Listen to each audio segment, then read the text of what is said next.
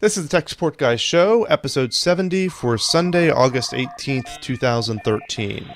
Chromecast Reviewed.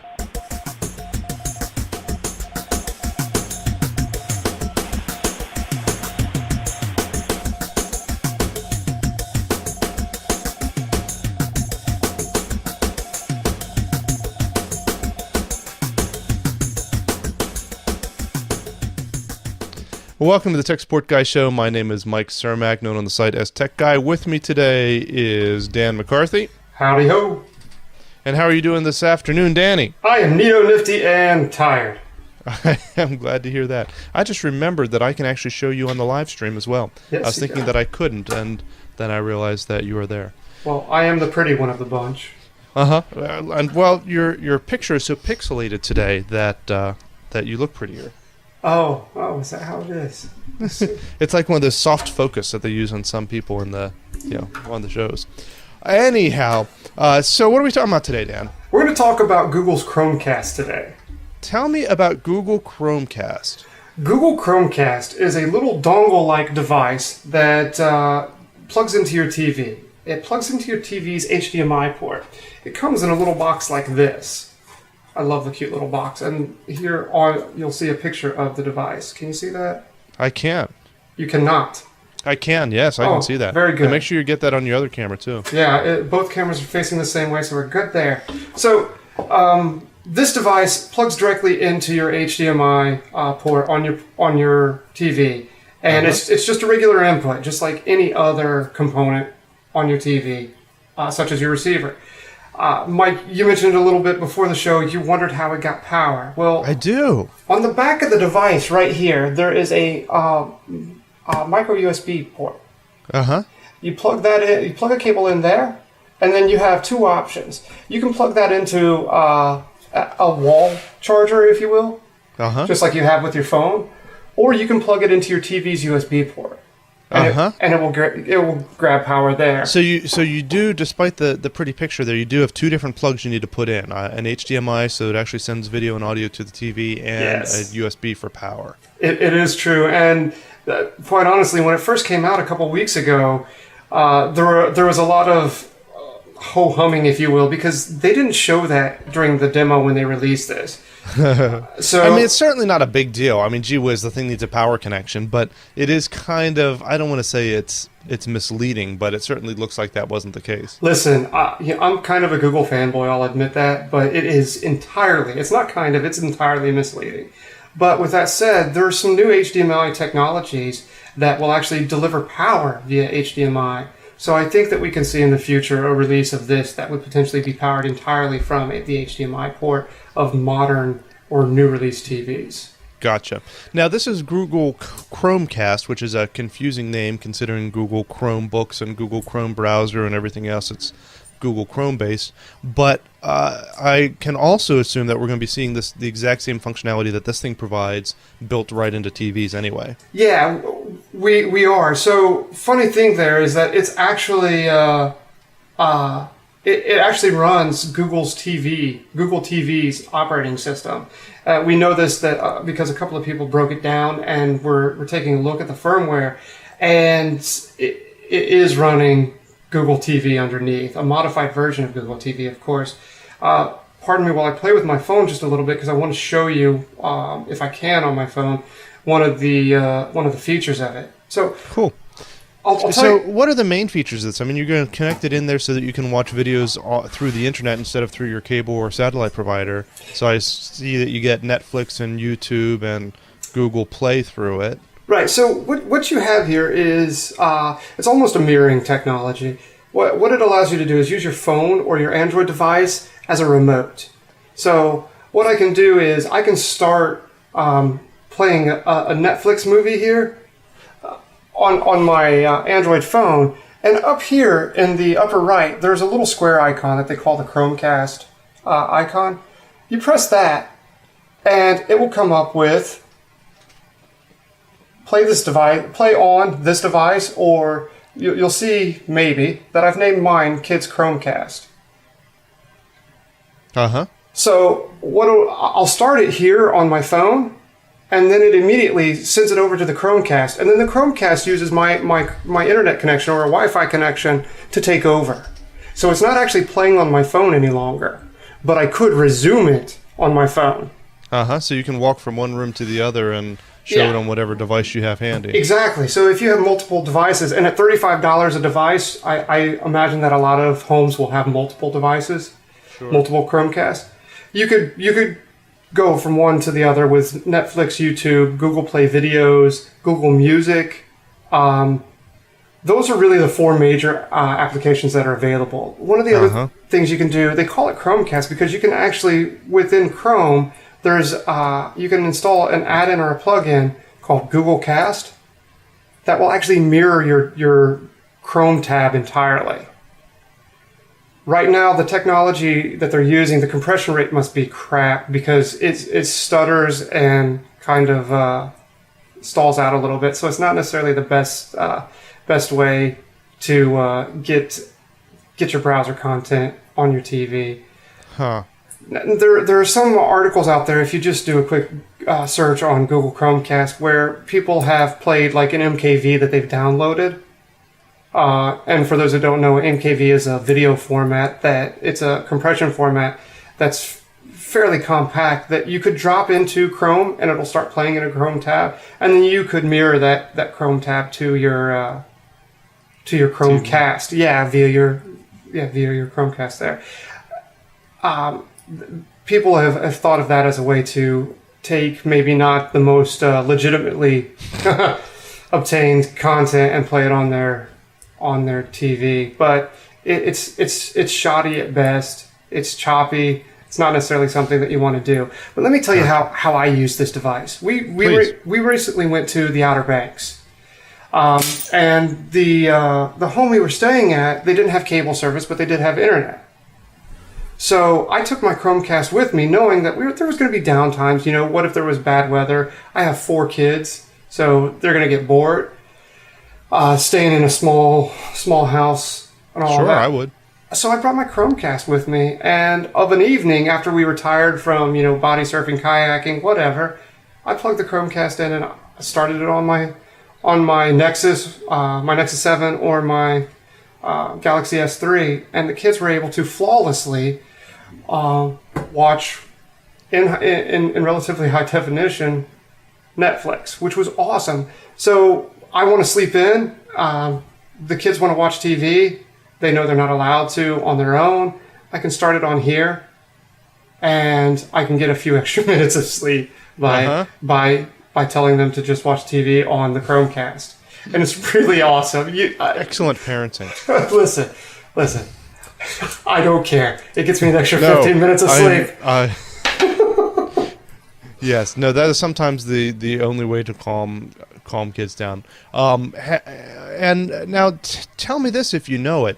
If you have this device brand new, or in your example, you're taking it someplace where it's not your regular Wi-Fi, and you plug it in, how the heck are you communicating with it? How is your tablet or phone communicating with that device when that device isn't connected to the Wi-Fi yet? I had the same question as I went through the initial setup, and then also as I went through the setup at the beach house. So I'm going to pull up an application on my phone real quick here as soon as I find which page it's actually on. There's a Google Chromecast app for your mobile device. It's called Chromecast. So when you start this application, Mike, it searches for any Chromecast already on your network, the network that your Wi-Fi is attached to on your mobile device. Okay? So if it doesn't find anything, what you can do is it'll allow you to set it up. So it basically turns off the Wi-Fi on the Chromecast, and the Chromecast broadcasts its own weak Wi-Fi signal, and your phone or Nexus 7 or whatever will connect to the Chromecast's Wi-Fi. Wow. To allow you to set it up. It's really, I thought it was ingenious. So there's not a button on the Chromecast itself. It's just that if it can't connect to local Wi-Fi, all of a sudden it is its own Wi-Fi. Yes, exactly. Wow. It's so, ingenious. And is that accurate? Are there no buttons on the device? There are no, well, it does look like on the box that there is a button. I have not actually paid attention to the button. Maybe it's just a reboot button or something. Yeah, I've not actually Very cool. Very cool. That's a clever way of doing it. I was thinking of, that they would use Bluetooth or something else, but right. That's a nice trick. Or you use the micro USB port to plug it into your computer and set it up on your computer. You could do it like that too, but that's kind of a nasty hack way of doing it. The way that it's set up, I think that even the most technically challenged people could set up their Chromecast easily and move it from mobile to mobile. Uh-huh. Now, that's pretty cool. Some of our listeners may be thinking, well, we can use this at a hotel. I'm going to tell you that the hotel's Wi-Fi typically aren't strong enough to carry a signal like this. Right. Yeah, that's for sure. So you're going to be a little out of luck there. And with that said, if your Wi-Fi at home is shoddy, I recommend replacing your Wi-Fi router because this is definitely Wi-Fi intense. It's going to take a while. Or whatever the slowdown is for your particular internet issue, wherever the bottleneck is. If you have slow internet service, then if you can't stream Netflix on your device, you're not going to be able to stream it through this either. Right. Yeah, you're really not. It's gonna be tough. Interesting. So is this just this is really bringing into reality the whole idea of cutting the cord. Yes. That not only are we no longer going to have phone service at home that's actually through traditional media, but we can get rid of the cable service as well and just watch Netflix and YouTube. There have been rumors that Google is in talks with some of the big cable content providers, not cable companies, content providers, for potentially offering their own internet cable service. Sony has reportedly made a deal with some content providers to do just that over the internet. So a device like this, if you throw out the device entirely and put the firmware for the device within your TV, right, you embed this into your TV, right, you've cut the cord. Right.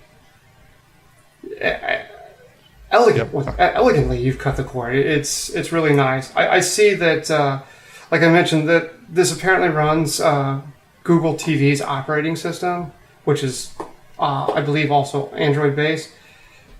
I see this being embedded into TVs within the next year or two. It's nice. I love it. So what does Google TV have that this thing does not? Google TV has a lot of apps. So the Android App Store pretty much is available to Google TV. Uh-huh. And that is not the case with this. Like I said, you're really limited right now to 4 apps. And correct me if I'm wrong, but doesn't Google TV kind of overlay on top of your cable or satellite provider as well? Doesn't it give you information on what you're currently watching, or am I making that up? No, you're not making that up. That's entirely accurate. It will integrate. I don't want to say overlay. It will integrate. It basically intercepts the signal, if you will, from your cable or satellite into the Google TV device, and then it processes some of that information and then displays it on screen for you. But it doesn't let you record live TV like a TiVo or something like that? No, it does not. But it does allow you to play downloaded content. So there are 2 USB ports that you can plug into the back, and you can play Mkv files via your Google TV. From my standpoint, I see Chromecast as an evolution that will make content providers more comfortable with Google's anti-piracy policies, if you will, because it doesn't allow you to play downloaded content. Right. It plays from these apps. So there are some apps coming out that are supposed to support Chromecast. There's Redbox Instant and HBO Go are also supposed to be supporting Chromecast. So they're going to continue to upgrade that. Yep. In the future. Vimeo as well is supposed to be coming to Chromecast. One of the interesting things is that Netflix on iOS supports Chromecast. That's cool. Yeah. Because I watch Netflix on my iPad almost every night. Right. So one of the interesting things that I saw when I was in Netflix about to set up something on my Chromecast was that my PlayStation also showed up as an option to play to. So my Ps3 showed up as an option to basically play the content on, which I thought was really cool. And so you don't even need a Chromecast then? Not for the PlayStation, no. Huh. It looks like it's a recent update for Netflix itself. It's interesting. I'm sure this isn't exactly the same technology, but I was using our TiVo downstairs, and I love TiVo's dying. I know TiVo's dying. You don't have to tell me. I know it's going away. I know I'm a sucker for paying the monthly fee for it, but I love my TiVo so much. I was just talking to Comcast whenever I was canceling my voice service, and that's a subject for another video.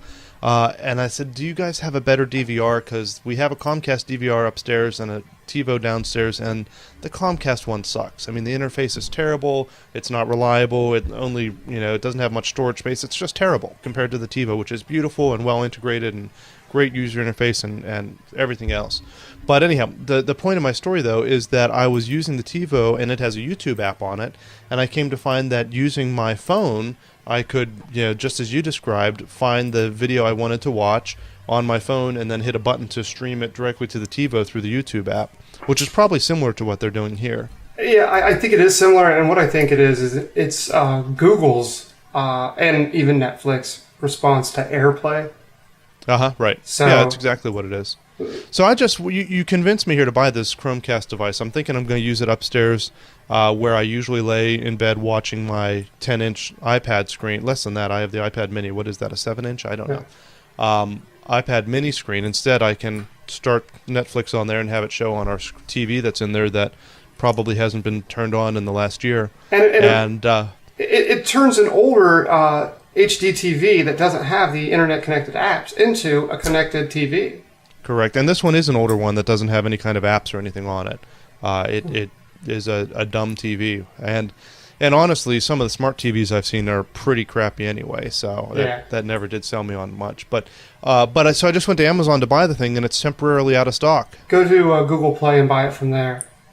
So, but then I don't get my Prime shipping. That's true, and a lot of people hesitated on the first day that it became available, and after the first day, it was all back ordered with Amazon. Well, I tell you, if I try to buy it on Google Play, it says it ships in 2 to 3 weeks. Well. Sorry about your luck. I love my device. I recommend this to everybody. It's a great device. Apparently, you're not the only one. It's a great device. All right, I'm sold anyway, though. I'm going to go ahead and order one through Amazon and give it a shot. So, Google totally did not expect the demand, clearly, with your back order. They sold out on the Play and Amazon stores within 1 to 2 days. So if people keep moving in this direction, the problem will be internet service providers. Like if I don't need my cable anymore, I'd love to get rid of Comcast. We pay Comcast way too much, but they are the only ones with broadband internet around here. So we're having a bit of a Comcast saga right now, and I'm thinking about dumping them in favor of DSL. And do you have fast enough DSL in your area? Because where I am, that's not really an option. I don't think that I do, but right now they continually go up and down. So 75% of the time I have some kind of service, but it might be as slow as dial-up. Yep. So I'm really unhappy.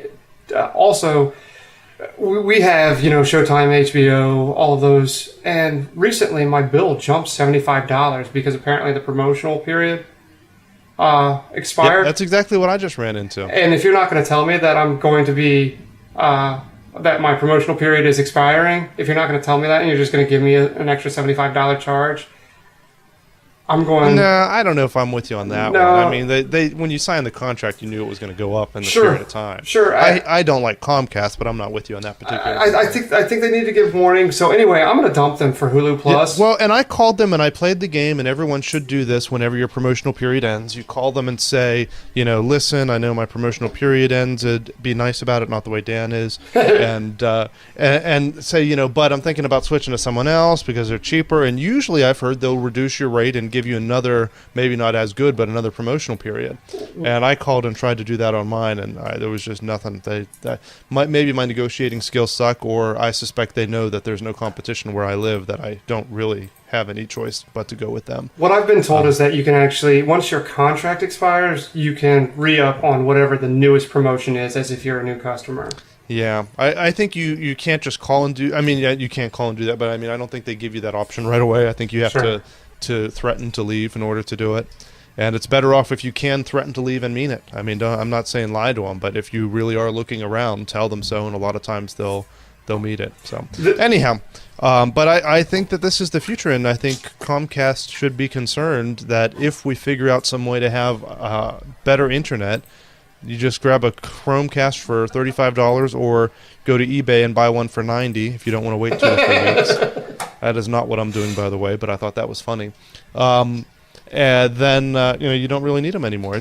And I think that's the way watching TV is going anyway long term. People aren't sitting around and watching TV like they used to. They want to watch their program when they want it, where they want it. Well, with Netflix and YouTube both developing original content now, right? And those two apps are already supported on the Chromecast. It's right. The future is now. Yep, I agree. I love Orange is the New Black. Yes, Orange is the New Black. And House of Cards is pretty I haven't good. seen that, but I've heard it's good. We watched it while we were in the Outer Banks. It's good. Without cable service. Without cable service. Which obviously you couldn't have watched that on cable. But you know what I mean. Yeah. You get the point. All right, very good. Thank you very much, Dan. I appreciate it. You just made me spend $35. You got it. And do you have anything you want to try and pimp people to before we cut you off? No. No, I you do got not. nothing you're going to try and sell. You're not getting a cut out of the Chromecast. Nope. And you're not.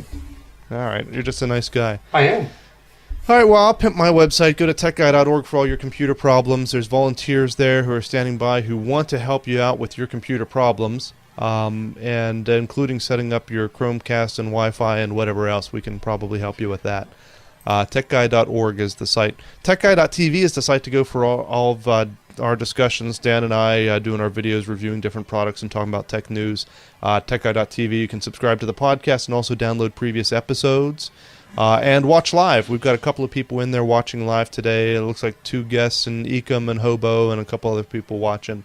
So I appreciate that. Every once in a while, they'll give us comments about what we're doing wrong. Didn't get too many this time, so I think we got everything right.